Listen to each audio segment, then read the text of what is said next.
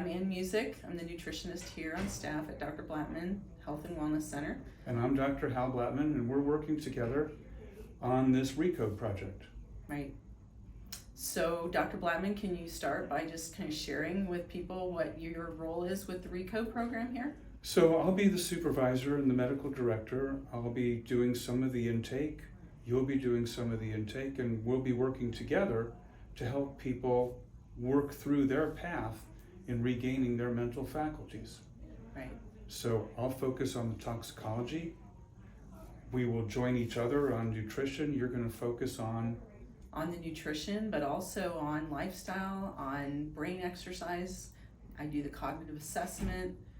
I also will work with that patient to learn, to help them with whatever issues they're having that might be getting in the way of them being able to adopt some of the protocols and the changes. There's a lot when they first come on board. It's a lot to take in. It can be deer in the headlights for the first month.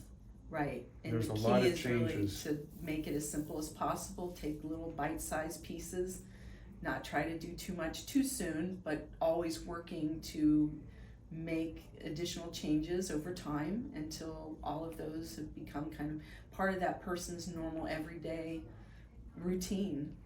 And the faster you can do them, the better off you are, because it's these things that you haven't changed that are getting you into deeper trouble. Right, and there is urgency, definitely. We know that the earlier you catch this and the earlier you get started on this protocol, the better your chances are of having the best outcome. And in some cases, there's actually been total reversal of Alzheimer's, especially in the early stages, in the mild stages. We've seen some of that even in the later stages, so really don't ever give up hope.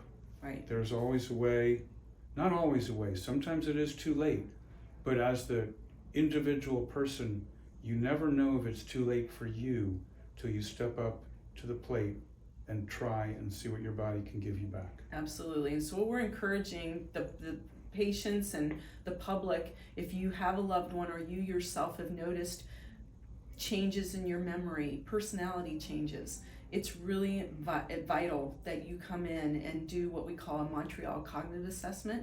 It's a 20-minute paper test. What it does is it indicates if there's any signs of mild cognitive impairment, and that tells us where you're at on that, spectrum. And we will know, based on that score, how critical it is for you to get started. And then we can take the next steps.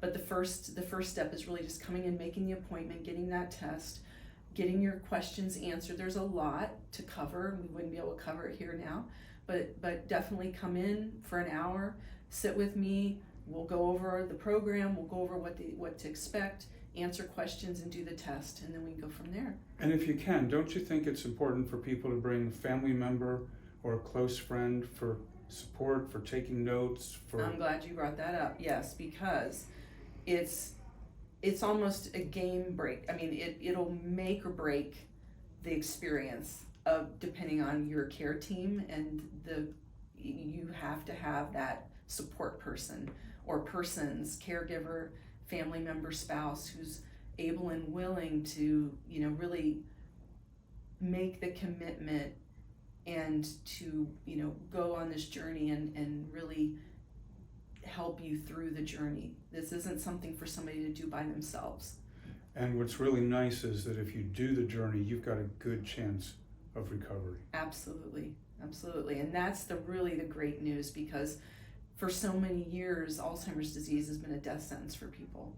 But we know it still is. Unless you're aware of this protocol, there's really nothing that really changes. Absolutely. There's not been a single drug on the market that has been able to show the type of improvement and the prevention, the reversal that this protocol has. This really requires a well-rounded, totally comprehensive program for recovery. Right. And we've got that here. We've got the resources, we've got the knowledge, the skill sets, and it just takes, the team and the patient, their caretaker, they're the critical component of that team, and then so are we. But together, we give that patient the best chance of being able to get their lives back, because that's really what it's all about. That is what it's all about. what really motivates me is knowing that and I've had, you know, family people that I know that I care about who've experienced this, and I didn't know what I know now, and unfortunately it was too late for them, but it gives me a lot of hope because now there is something, and it's great to be able to share that with people who didn't know that there might be hope for them. That's so true. Mm-hmm.